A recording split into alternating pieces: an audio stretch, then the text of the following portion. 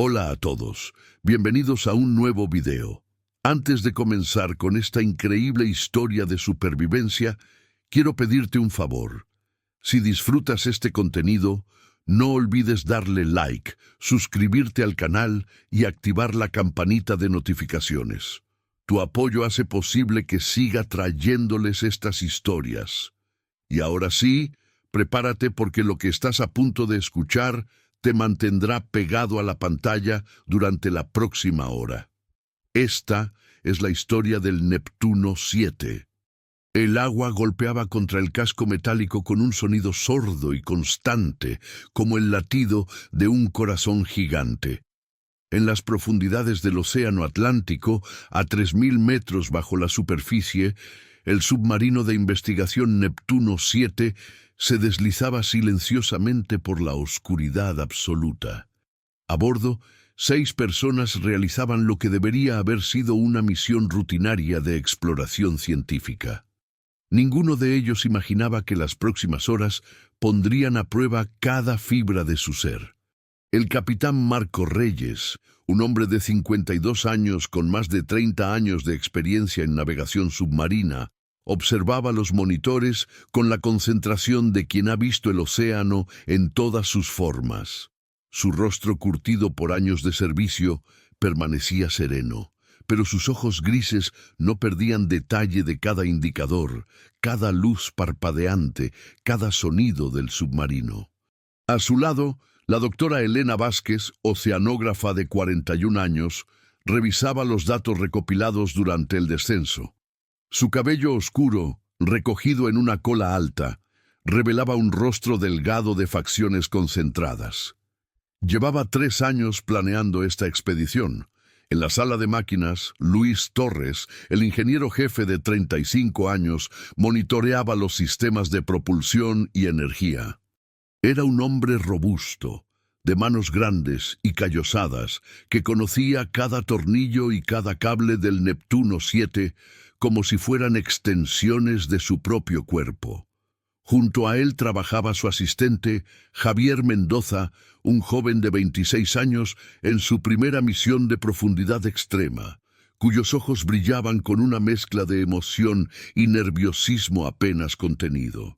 En el compartimento científico, la bióloga marina, Sofía Ramírez, de 33 años, observaba fascinada las criaturas que aparecían ocasionalmente frente a las cámaras exteriores.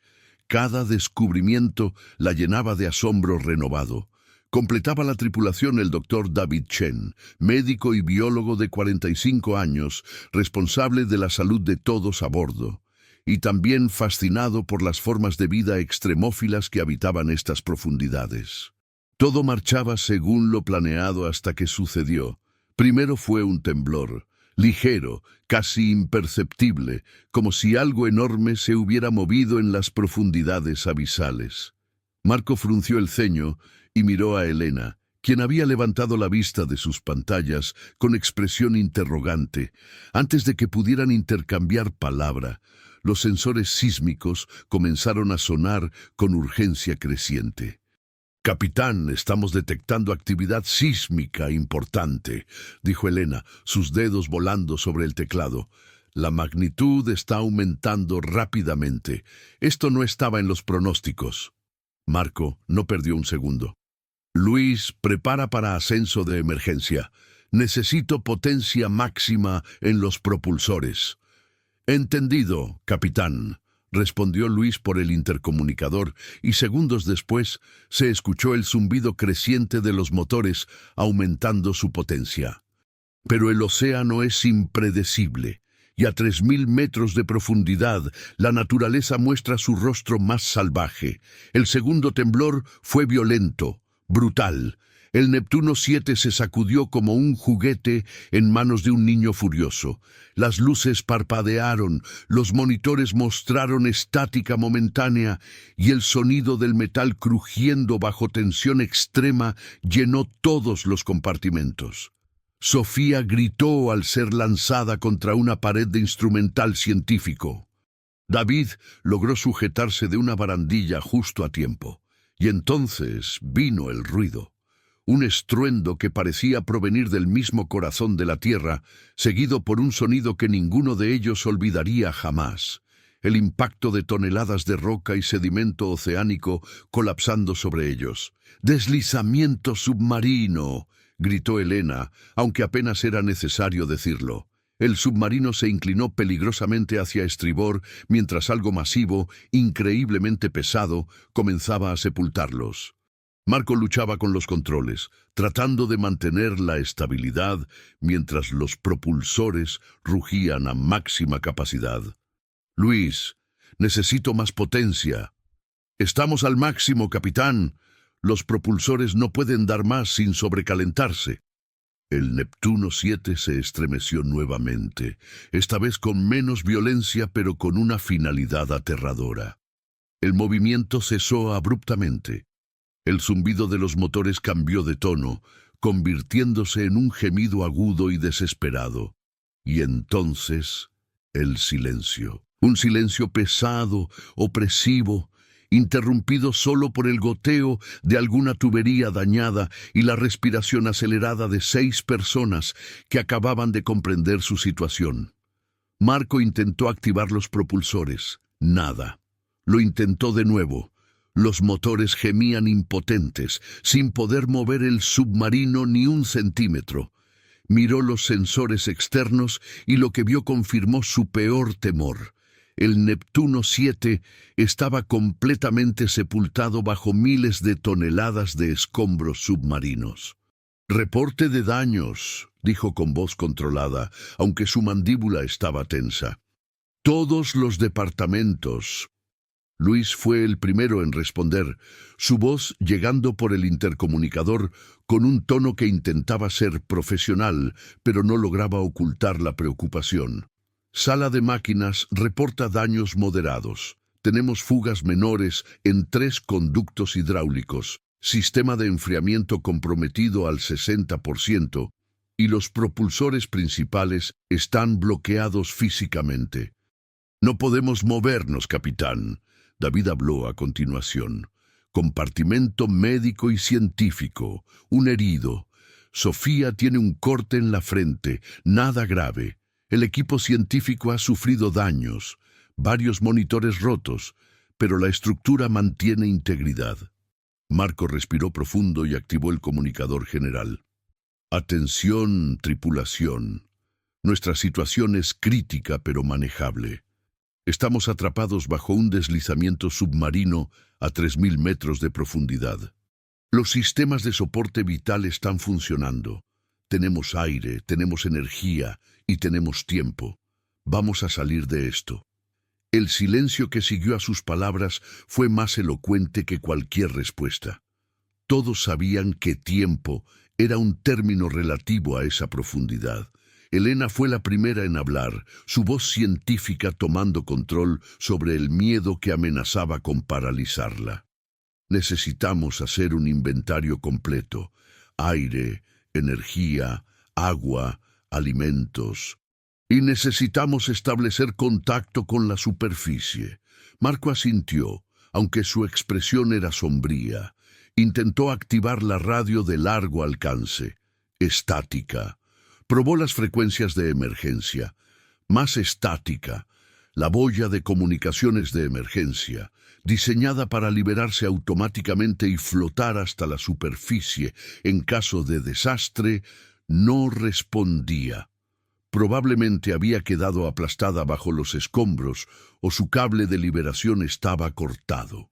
«Las comunicaciones están muertas», dijo finalmente. «La superficie no sabe que estamos en problemas». Javier, el joven ingeniero, palideció visiblemente. Pero el protocolo dice que si no reportamos cada 6 horas, envían un equipo de búsqueda, ¿verdad?» «Sí», confirmó Marco, «pero buscar un submarino enterrado a 3.000 metros de profundidad, eso puede tomar días, incluso semanas. Y primero tienen que encontrarnos». David, que había terminado de curar la herida de Sofía, se unió a ellos en el puente de mando. «¿Cuánto aire tenemos?» Luis, que había estado verificando todos los sistemas, respondió sin levantar la vista de sus monitores. Con 6 personas y sin actividad física intensa, aproximadamente 80 horas, 3 días y medio. Eso asumiendo que los depuradores de CO2 sigan funcionando al 100%, lo cual no puedo garantizar después de ese impacto. ¿Energía?, preguntó Elena. Las baterías principales están al 90%. Si somos muy cuidadosos con el consumo, apagando todo lo no esencial, podríamos estirarlas a 5 días, tal vez 6. Pero eso significa vivir casi en la oscuridad, sin calefacción, con sistemas mínimos. Marco procesó la información rápidamente. Está bien, esto es lo que haremos. Luis, quiero que reduzcas el consumo energético al mínimo absoluto. Apaga todo excepto soporte vital, un monitor de control y luces de emergencia. Elena, necesito que trabajes en alguna forma de señalizar nuestra posición. Cualquier cosa que pueda ayudar a un equipo de rescate a localizarnos. David, monitorea la salud de todos constantemente. A esta profundidad, el estrés puede causar problemas médicos serios. Sofía, Javier, revisen cada compartimento en busca de daños que hayamos podido pasar por alto. Mientras cada uno se dispersaba hacia sus tareas asignadas, Marco se quedó solo en el puente de mando, mirando los monitores que mostraban solo oscuridad y los datos fríos de su prisión submarina. 3000 metros de agua sobre ellos, miles de toneladas de roca y sedimento aprisionándolos, y el silencio absoluto del abismo. Las primeras horas fueron de actividad frenética. Todos necesitaban mantenerse ocupados, mantener sus mentes alejadas del pánico que acechaba en los rincones de la conciencia. Elena trabajaba en modificar uno de los sonares para que emitiera una señal de baja frecuencia que pudiera penetrar los escombros. Era una posibilidad remota, pero era algo. Luis y Javier revisaban cada sistema, cada circuito, buscando formas de optimizar el consumo energético sin comprometer su supervivencia.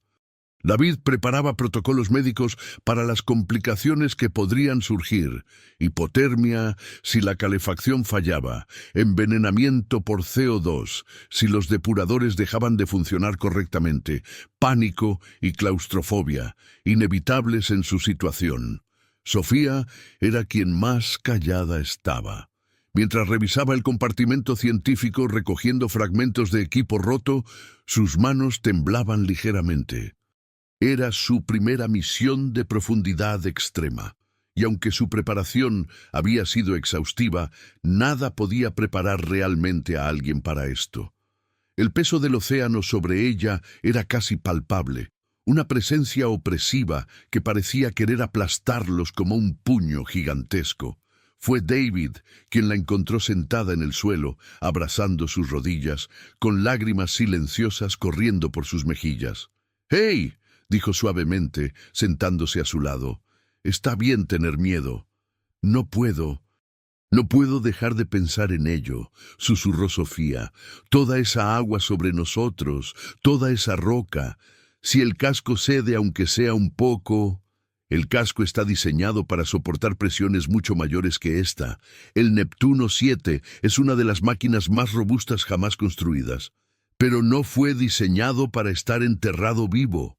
David no tenía respuesta para eso. En su lugar, puso una mano en el hombro de la joven.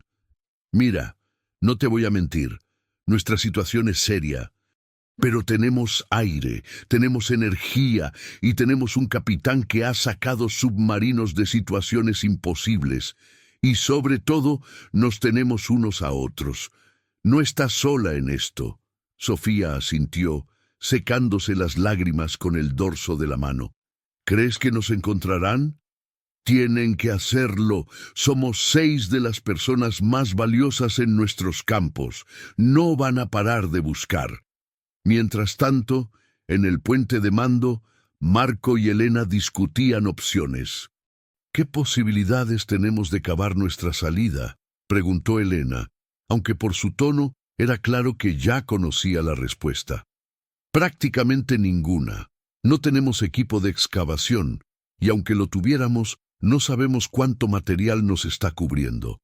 Podríamos estar bajo metros de roca sólida. Usar los propulsores solo agotaría nuestra energía sin lograr nada. ¿Y el brazo robótico? Marco lo consideró. El brazo podría despejar algo de escombros inmediatamente alrededor del submarino, crear un poco de espacio, pero es lento y consume energía. Tendríamos que ser muy selectivos sobre cuándo y cómo lo usamos. Pero podría ser útil si un equipo de rescate llega cerca. Cualquier espacio libre alrededor de nosotros facilitaría su trabajo. Tienes razón. Empezaremos operaciones de despeje limitadas mañana, 2 horas al día como máximo. Por ahora, necesitamos conservar energía. Elena miró los monitores que mostraban las lecturas de los sensores externos. Marco, hay algo que no entiendo.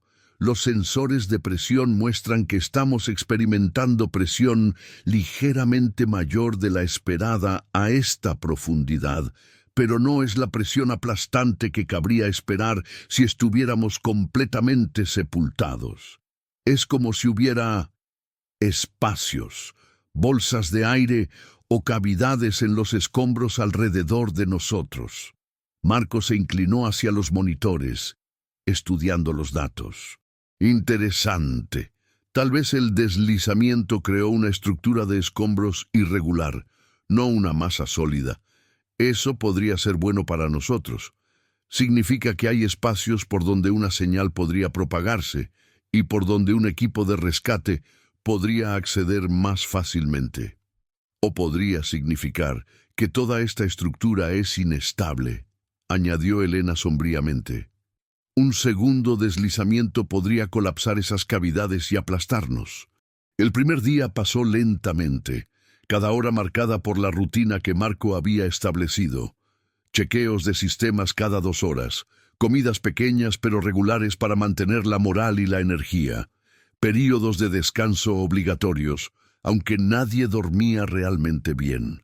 El submarino se había convertido en su mundo entero, un mundo de apenas 30 metros de largo y 8 de ancho, iluminado tenuemente por luces de emergencia rojas que hacían que todo pareciera una pesadilla surrealista. La temperatura era otro problema. Sin calefacción activa, el frío del océano profundo comenzaba a filtrarse a través del casco. No era un frío insoportable todavía, pero era constante, penetrante. Se pusieron todas las capas de ropa disponibles y se movían regularmente para mantener la circulación. Javier era quien peor lo llevaba. El joven ingeniero oscilaba entre momentos de optimismo forzado y períodos de silencio sombrío. Luis lo mantenía ocupado con tareas en la sala de máquinas, sabiendo que la actividad era el mejor antídoto contra el pánico.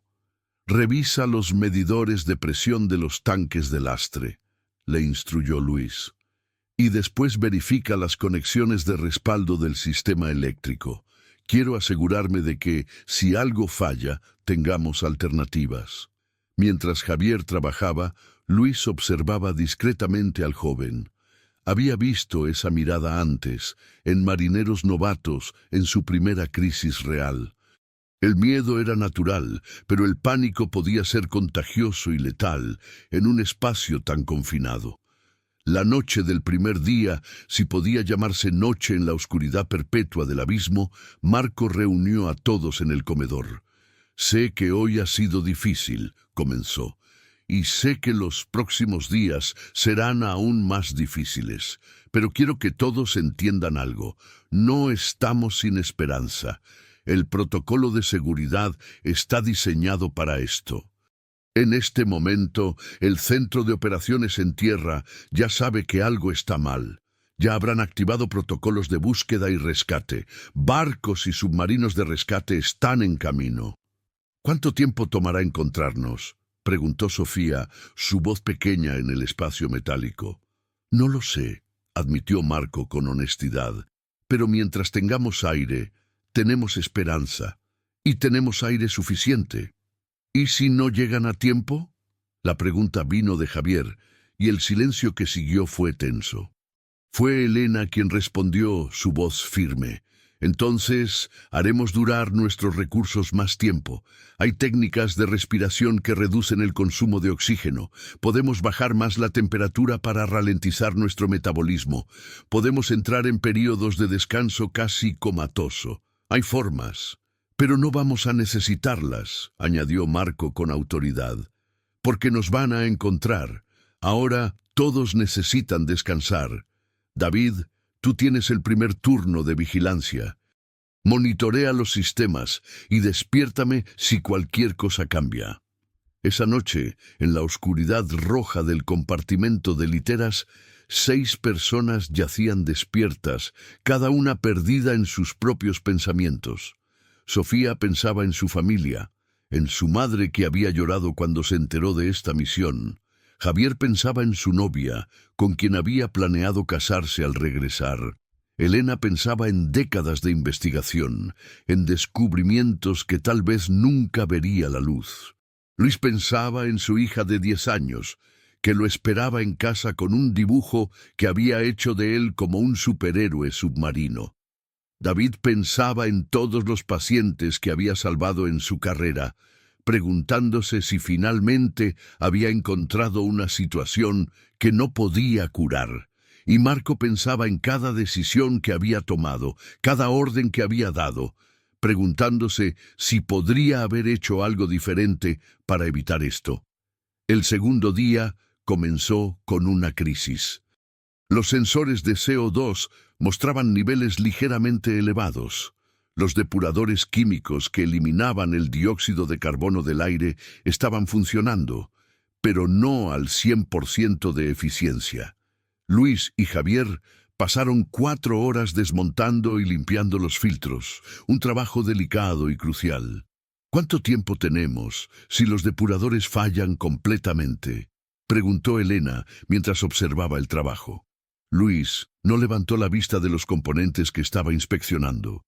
Sin depuradores, con 6 personas en este espacio, tal vez 8 a 12 horas antes de que los niveles de CO2 se vuelvan tóxicos. Pero no vamos a llegar a ese punto. Estos sistemas tienen redundancias sobre redundancias. ¿Y cuál es nuestro nivel actual de eficiencia? 82%. No es ideal, pero es manejable.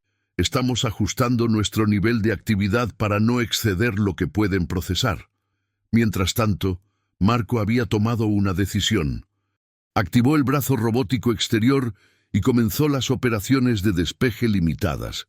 En los monitores podían ver el brazo moverse torpemente en la oscuridad, iluminado solo por los focos del submarino, apartando escombros. Era un trabajo lento, dolorosamente lento, pero algo era mejor que nada. Estoy creando un espacio de aproximadamente 2 metros alrededor de la escotilla de emergencia superior, explicó Marco. Si un equipo de rescate llega, ese podría ser nuestro punto de evacuación. Elena trabajaba en su señal de emergencia improvisada.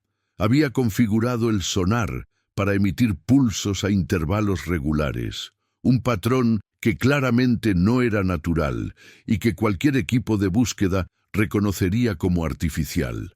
El problema es la potencia, explicó a Sofía, que se había ofrecido a ayudar, necesitando sentirse útil. Cada pulso consume energía. Estoy tratando de encontrar el equilibrio entre una señal lo suficientemente fuerte como para ser detectada y no agotar nuestras baterías. ¿Crees que alguien pueda escucharla a través de todos estos escombros? El sonido viaja bien bajo el agua, incluso a través de materiales sólidos. Es posible. Tenemos que intentarlo. Sofía asintió, y luego preguntó lo que había estado pensando desde que comenzó la crisis. Elena, ¿cuáles son realmente nuestras posibilidades? La verdad. Elena dejó de trabajar y miró a la joven bióloga. Por un momento consideró dar una respuesta reconfortante, pero algo en la mirada de Sofía le dijo que merecía la verdad. Honestamente, Depende de muchos factores. Si el equipo de rescate tiene nuestra última posición conocida, si el clima en la superficie coopera, si tienen el equipo correcto para operaciones de aguas profundas. En el mejor escenario, podrían localizarnos en 2 o 3 días y comenzar operaciones de rescate. En el peor, dejó la frase sin terminar. ¿Y nuestro aire? Si Luis mantiene los depuradores funcionando, tenemos 72 horas. Tal vez más si somos extremadamente cuidadosos con nuestra actividad. Después de eso, Elena puso una mano en el hombro de Sofía. No vamos a llegar a ese punto, nos van a encontrar. Pero incluso mientras decía las palabras, Elena no estaba segura de creerlas. Habían pasado 36 horas desde el deslizamiento. La superficie sabía que había un problema, pero sabían dónde buscar exactamente. El océano era vasto, y ellos eran una aguja microscópica en un pajar de miles de kilómetros cuadrados.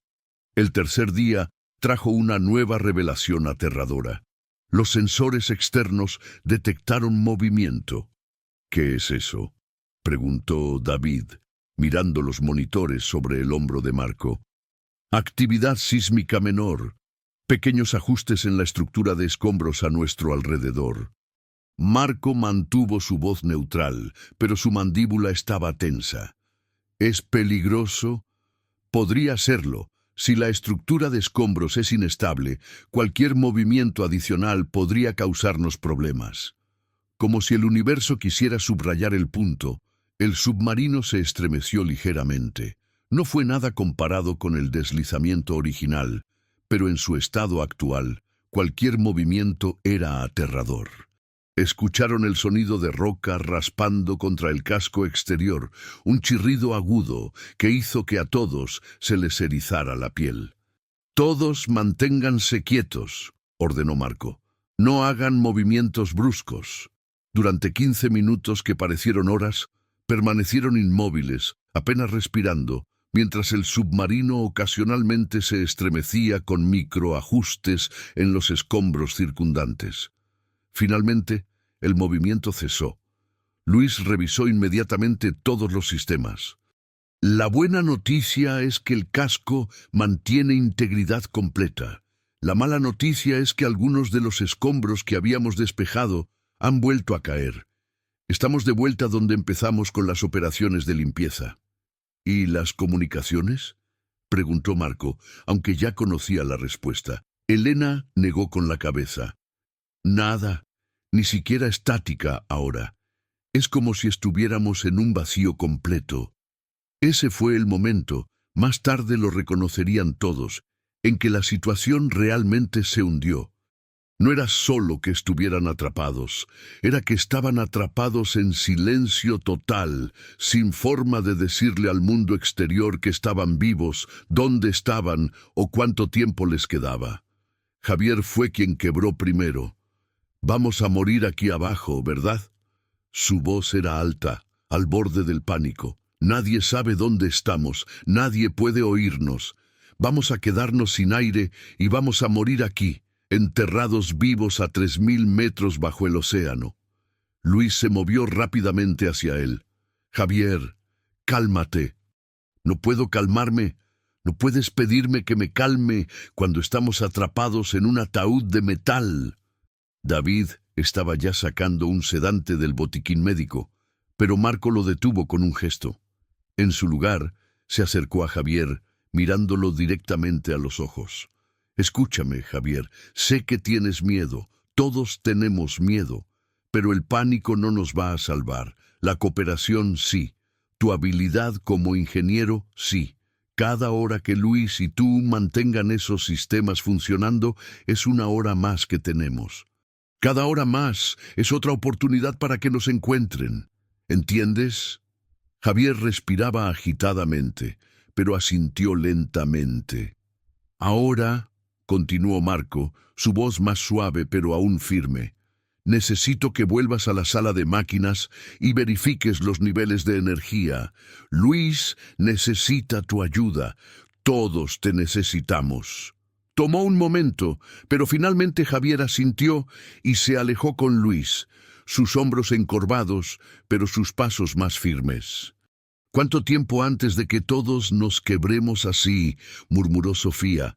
«No vamos a quebrarnos», dijo Elena con convicción, «porque no podemos permitírnoslo». Pero esa noche, en la privacidad del compartimento de literas, David encontró a Elena llorando silenciosamente. «No se lo digas a los demás», susurró ella. «Necesitan verme fuerte». «Todos necesitamos momentos de debilidad», respondió David. «No puedes ser fuerte todo el tiempo. Nadie puede». «Tengo tanto miedo, David. He pasado mi vida entera estudiando el océano, respetándolo, amándolo, y ahora va a ser mi tumba». «No sabes eso. Llevamos 72 horas aquí abajo. Si nos van a encontrar, ¿dónde están?». David no tenía respuesta. Solo pudo sentarse junto a ella en la oscuridad, ofreciendo la única comodidad que podía, su presencia. El cuarto día amaneció, si tal término tenía significado en su mundo sin luz, con noticias devastadoras. Los niveles de energía habían caído más rápido de lo calculado. Luis tenía una explicación técnica sobre fugas en el sistema, pérdida de eficiencia en las baterías debido al frío, consumo inesperado de ciertos sistemas que no podían apagar completamente. El resultado práctico era simple: tenían menos tiempo del que pensaban. «¿Cuánto?», preguntó Marco. Luis tragó saliva. «Si seguimos al ritmo actual, tal vez 24 horas antes de que tengamos que tomar decisiones muy difíciles sobre qué sistemas mantener funcionando. 48 horas antes de que estemos completamente a oscuras». «¿Y el aire?». «Los depuradores están funcionando, pero con la eficiencia reducida estamos en aproximadamente 36 horas antes de que los niveles de CO2 se vuelvan peligrosos». Silencio. Un silencio pesado, aplastante, tan opresivo como el océano sobre ellos. Fue Sofía quien finalmente habló, su voz sorprendentemente firme. «Entonces tenemos que decidir, ¿qué es más importante, luz o aire?». «No deberíamos tener que elegir», murmuró Javier. «Pero tenemos que hacerlo», insistió Sofía. «Si esas son nuestras opciones, prefiero morir en la oscuridad respirando que con luz mientras me asfixio». Marco asintió lentamente. «Sofía tiene razón. Priorizamos aire sobre todo lo demás». Luis apaga todo excepto los depuradores, un monitor de control y las luces de emergencia mínimas. Todo lo demás se va. «Eso incluye la calefacción», advirtió Luis. «Lo sé. Nos abrigaremos. ¿Qué más?». «El brazo robótico consume mucha energía. Tendríamos que detener las operaciones de limpieza». Marco cerró los ojos por un momento. Ese brazo robótico era su única forma activa de ayudar en su propio rescate. Pero, ¿de qué servía si morían antes de que llegara la ayuda? «Apágalo». «Elena, ¿tu señal de emergencia?». «Es uno de nuestros mayores consumidores de energía», admitió ella. «Pero también es nuestra única forma de ser encontrados. Reduce la frecuencia de los pulsos, 1 cada 10 minutos en lugar de cada 5. Eso debería reducir el consumo a la mitad». Elena asintió, aunque ambos sabían que también reducía las posibilidades de que alguien detectara la señal. Las horas siguientes fueron las más frías que cualquiera de ellos había experimentado. Sin calefacción, la temperatura en el submarino cayó rápidamente. No era el frío extremo del exterior, el casco los protegía de eso, pero era suficiente para hacerlos temblar constantemente, para hacer que cada respiración doliera un poco, para que sus dedos se entumecieran. Se agruparon en el comedor, compartiendo mantas, cuerpos apretados para conservar calor. Ya no había pretensiones de espacio personal o dignidad. La supervivencia era lo único que importaba. «Cuéntenos algo», dijo Sofía de repente, sus dientes castañeteando. «Cualquier cosa, necesito pensar en algo además del frío y el miedo». Hubo un momento de silencio y luego Luis comenzó a hablar. Cuando mi hija tenía 5 años, le prometí que la llevaría a ver el océano. Vivíamos en la ciudad, lejos de la costa, y ella solo había visto el mar en fotos. Ahorré durante meses y finalmente lo logramos. Un fin de semana en la playa. Su voz se suavizó con el recuerdo. Nunca olvidaré su cara cuando vio el océano por primera vez. Se quedó paralizada, con los ojos enormes, y luego gritó: «¡Papá, es infinito!». Corrió hacia el agua y yo corrí tras ella y pasamos horas construyendo castillos de arena y persiguiendo olas. «Suena hermoso», murmuró Sofía. Lo fue, y cuando volvimos a casa, ella me dijo que quería ser como yo cuando creciera. Quería explorar el océano, descubrir sus secretos. Luis se rió suavemente, aunque sonaba más como un sollozo. Le dije que podía hacer cualquier cosa que quisiera, y ahora aquí estoy, en el fondo de ese mismo océano que le enseñé a amar, y no sé si la volveré a ver. «La verás», dijo Marco con firmeza. «Todos volveremos a ver a nuestras familias». «¿Y tú, Marco?», preguntó Elena. «¿Tienes familia esperándote?». Marco fue silencioso por un largo momento. «Tuve una esposa, Ana. Murió hace 7 años. Cáncer. Nunca tuvimos hijos. Ella siempre decía que yo estaba casado con el mar, que mi verdadera familia eran mis tripulaciones». Hizo una pausa. «Creo que tenía razón. Ustedes son mi familia ahora, y voy a sacarlos de aquí. Es una promesa». David habló a continuación. «Mi padre era médico también. Trabajó en zonas de guerra, en campos de refugiados, en lugares donde la mayoría de la gente no quería ir. Cuando le dije que quería estudiar medicina, me dijo algo que nunca olvidé. Me dijo: «David, ser médico no se trata de salvar vidas, se trata de dar esperanza cuando todo parece perdido». Durante años no entendí qué quería decir, pero ahora miró a cada uno de ellos. Ahora lo entiendo. Mientras estemos vivos, hay esperanza. Mientras respiremos, hay posibilidad. Mi madre, comenzó Sofía con voz temblorosa, me suplicó que no viniera en esta misión. Ella tiene miedo al agua. Casi se ahogó cuando era niña y nunca superó ese trauma. No podía entender por qué yo querría pasar mi vida estudiando el océano, por qué querría sumergirme en las profundidades. Le dije que el océano era hermoso, mágico, lleno de vida. Le dije que no había nada que temer. Se rió amargamente. Supongo que ella tenía razón después de todo. «No», dijo Elena con firmeza, «tenías razón tú. El océano es todas esas cosas. También es peligroso, sí. Pero la vida es peligrosa. El amor es peligroso.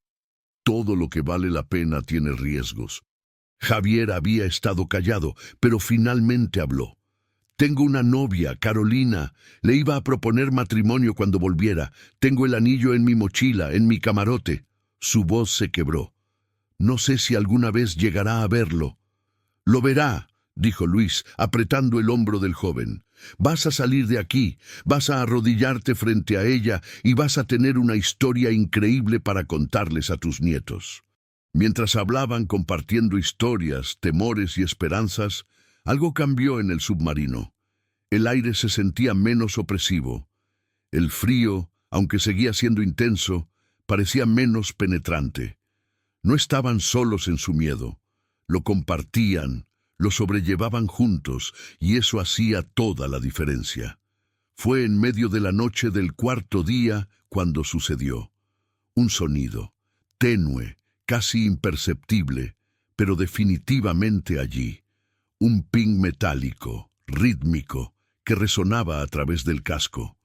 Marco estaba despierto en su turno de vigilancia cuando lo escuchó. Al principio pensó que estaba imaginándolo, un producto de la privación de sueño y el estrés. Pero no, allí estaba de nuevo. Ping, una pausa. Ping, otra pausa.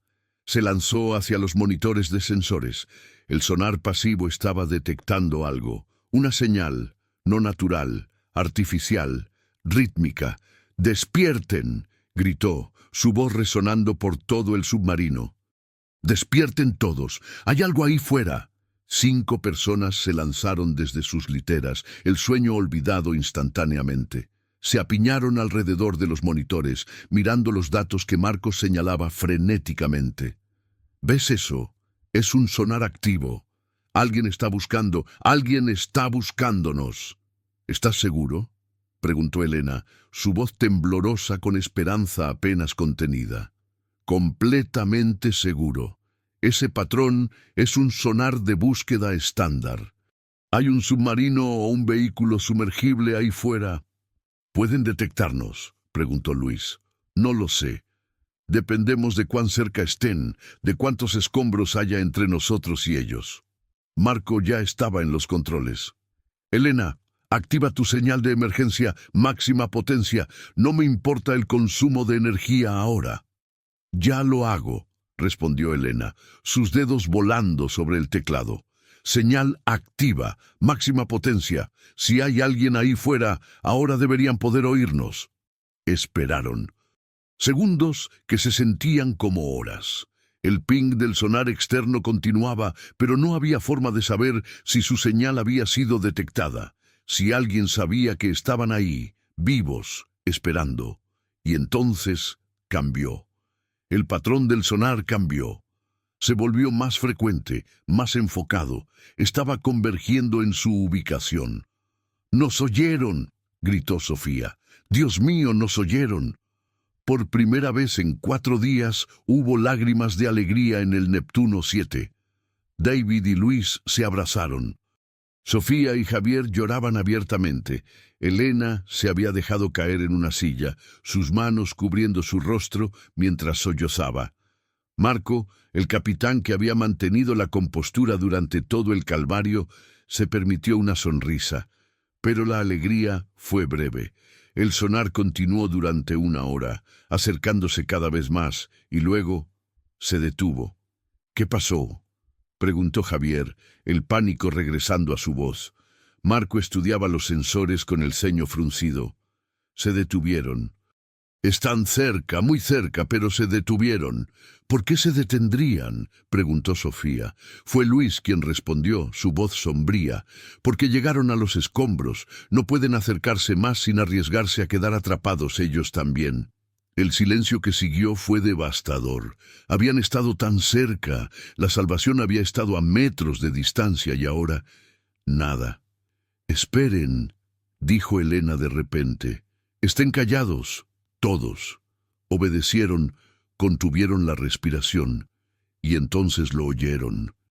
No a través de los sensores electrónicos, sino directamente a través del casco, un golpeteo, metálico, rítmico. Alguien estaba golpeando el casco desde el exterior. Marco corrió a la pared más cercana y comenzó a golpear de vuelta. 3 golpes rápidos, una pausa, 3 golpes más. El código Morse para SOS. Los golpes externos respondieron. El mismo patrón. Reconocimiento. «Saben que estamos aquí», susurró Marco, su voz cargada de emoción. «Saben que estamos vivos». Durante la siguiente hora, se comunicaron a través de golpes en el casco. Era primitivo, lento, pero funcionaba. Establecieron que el equipo de rescate era un submarino de aguas profundas con capacidad de acoplamiento. El problema era los escombros. No podían acercarse lo suficiente para acoplar su esclusa con la del Neptuno 7. «Entonces tenemos que despejar un camino», dijo Luis. «Marco, necesitamos usar el brazo robótico. Todas las manos disponibles en operaciones de limpieza». «Pero eso agotará nuestras baterías», advirtió Elena. «Ya no importa», respondió Marco. «La ayuda está aquí, solo necesitamos durar lo suficiente para que puedan llegar a nosotros». Pusieron toda su energía restante en las operaciones de limpieza. El brazo robótico trabajaba incansablemente, apartando escombros, creando un camino. Era un trabajo agonizantemente lento. Por cada roca que apartaban, otra parecía caer en su lugar. Pero continuaron. El equipo de rescate en el exterior también estaba trabajando. Podían oír los sonidos de sus esfuerzos, equipos de excavación más potentes que el brazo del Neptuno 7, lentamente excavando un túnel a través de los escombros. Pero el tiempo seguía siendo enemigo. Los niveles de CO2 estaban subiendo peligrosamente. Los niveles de energía caían. Las luces parpadeaban ocasionalmente, amenazando con apagarse completamente. David monitoreaba a todos constantemente. Sofía mostraba signos de hipoxia leve, confusión, torpeza. Javier tenía un dolor de cabeza severo, síntoma de envenenamiento por CO2. Todos estaban agotados, sus cuerpos funcionando con pura adrenalina y fuerza de voluntad. «Luis», dijo Marco en voz baja, cuando estaban solos en la sala de máquinas. «Dame números reales. ¿Cuánto tiempo nos queda?» Luis miró los monitores. Hizo algunos cálculos mentales. 2 horas, tal vez 3 si tenemos suerte. Después de eso, los niveles de CO2 estarán en zona letal. Comenzaremos a perder conciencia y después... Entiendo. Marco puso una mano en el hombro del ingeniero. Has hecho un trabajo increíble manteniéndonos vivos hasta ahora. Pase lo que pase, quiero que lo sepas. Si no salimos de aquí, dijo Luis, su voz quebrada, quiero que sepas que ha sido un honor servir bajo tu mando. El honor es mío. Volvieron al puente de mando, donde el resto de la tripulación continuaba monitoreando el progreso del rescate. Los sonidos desde el exterior se habían vuelto más intensos. El equipo de rescate estaba cerca, muy cerca. Elena seguía los datos del sonar, rastreando cada centímetro de progreso. Están a 5 metros de nosotros, 4, 3. Cada metro se sentía como 1 kilómetro, cada minuto como una eternidad. 2 metros, anunció Elena. Su voz era apenas un susurro, como si tuviera miedo de que hablar más alto pudiera romper el hechizo. Y entonces, un sonido que nunca olvidarían, el sonido de metal tocando metal. El submarino de rescate había llegado al casco del Neptuno 7. «¡Lo lograron!», sollozó Sofía. «Dios mío, lo lograron». Pero aún no habían terminado. Tenían que acoplar las esclusas de aire, un proceso delicado y que consumía tiempo. Marco y Luis trabajaban en su lado, preparando la escotilla de emergencia, mientras el equipo de rescate trabajaba desde el exterior. Los niveles de CO2 continuaban subiendo. David ahora tenía que administrar oxígeno suplementario de los tanques de emergencia. Javier había perdido la conciencia brevemente, aunque David logró reanimarlo. Todos se movían, como si estuvieran bajo el agua, lentos, torpes, sus cerebros privados de oxígeno. «Las luces», dijo Elena de repente. «Las luces se están apagando». Y así fue. Una por una, las luces de emergencia parpadeaban y se extinguían. La oscuridad comenzó a reclamar el submarino. «Luis», llamó Marco, «¿cuánto para el acoplamiento?» 5 minutos, tal vez 10. ¿Y la energía? Silencio. Luego, en voz baja. «No lo sé si tenemos 10 minutos». Marco tomó una decisión. «Está bien, todos, vayan a la escotilla de emergencia. Ahora, lleven solo lo esencial. Cuando se abra esa escotilla, salimos todos inmediatamente». Se reunieron en el pequeño espacio cerca de la escotilla, sus respiraciones superficiales y trabajosas en el aire cada vez más tóxico. Sofía se recostó contra David, apenas consciente. Javier temblaba incontrolablemente, pero se mantenía en pie. Elena y Luis verificaban y reverificaban los sellos de la escotilla. Marco permanecía en el centro, su presencia una ancla para todos ellos. «No importa lo que pase», dijo Marco, su voz ronca. «Quiero que todos sepan que han sido la mejor tripulación con la que cualquier capitán podría soñar. Han sido valientes, han sido fuertes y han sido...». Un sonido metálico los interrumpió. La rueda de la escotilla de emergencia comenzó a girar. Desde el exterior, El equipo de rescate había logrado el acoplamiento. La escotilla se abrió con un silbido de presión ecualizándose.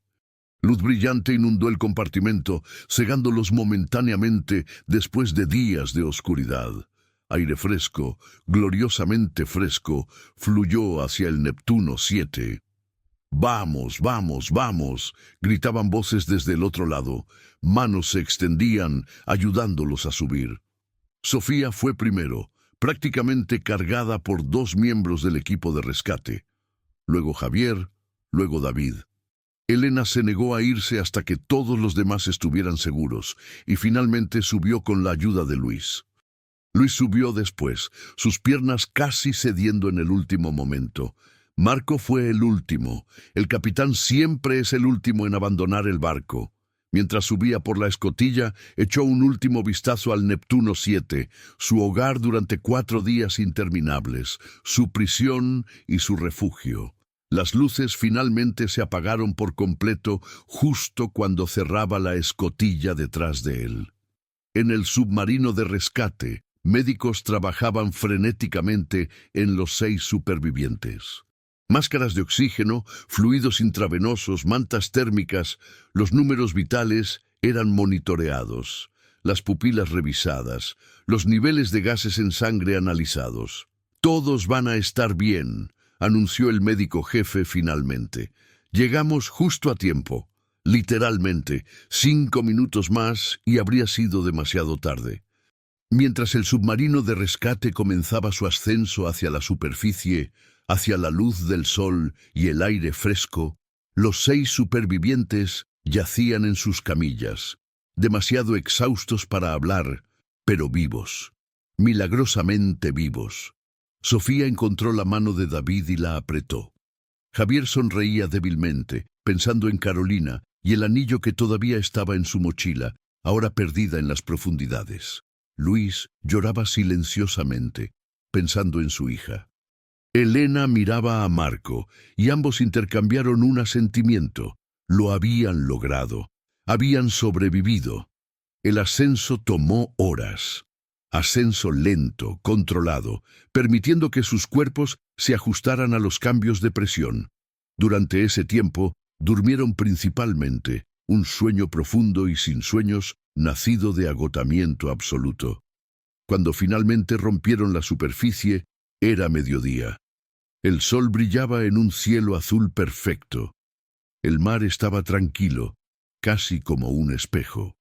Esperándolos, había un barco de la marina, helicópteros sobrevolando, más médicos, oficiales y rostros ansiosos de familiares que habían volado para estar allí.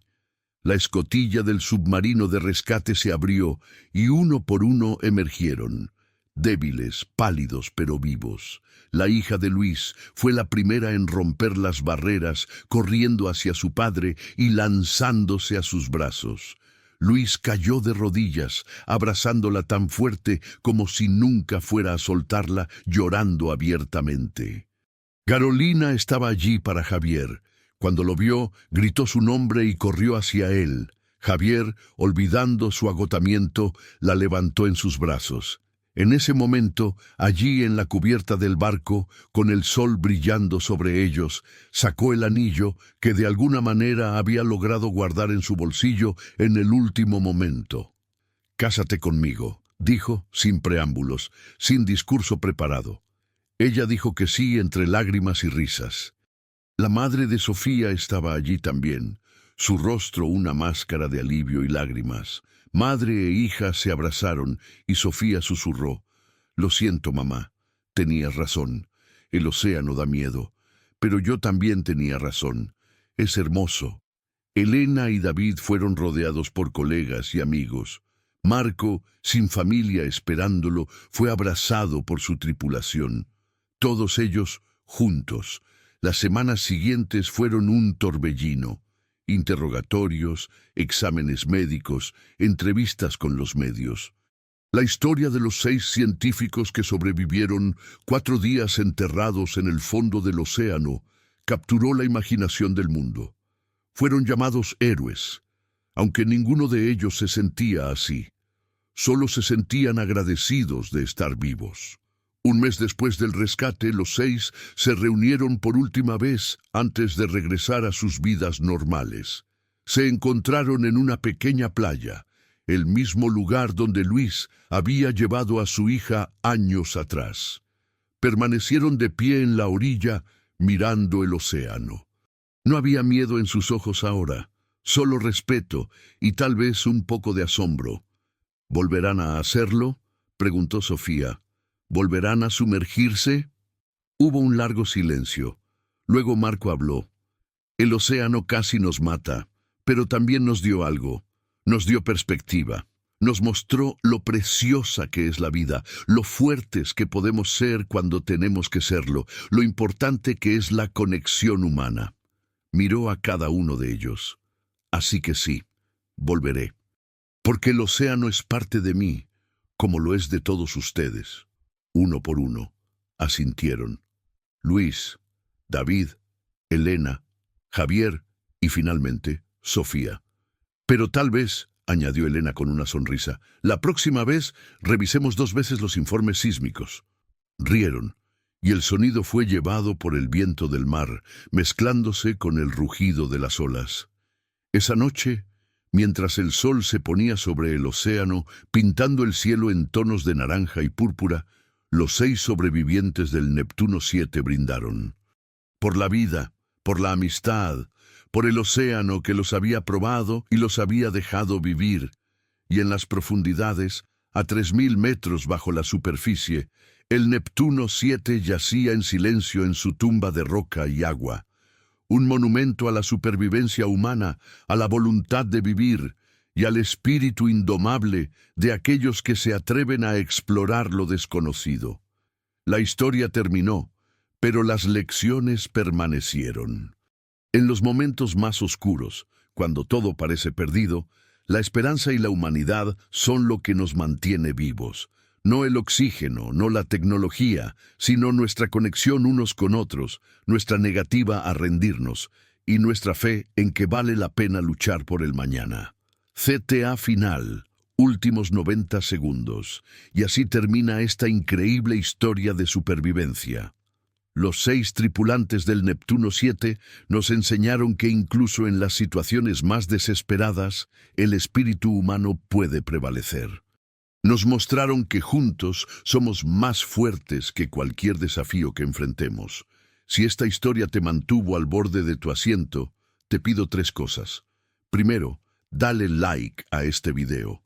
Segundo, suscríbete al canal y activa la campanita para no perderte más historias increíbles como esta.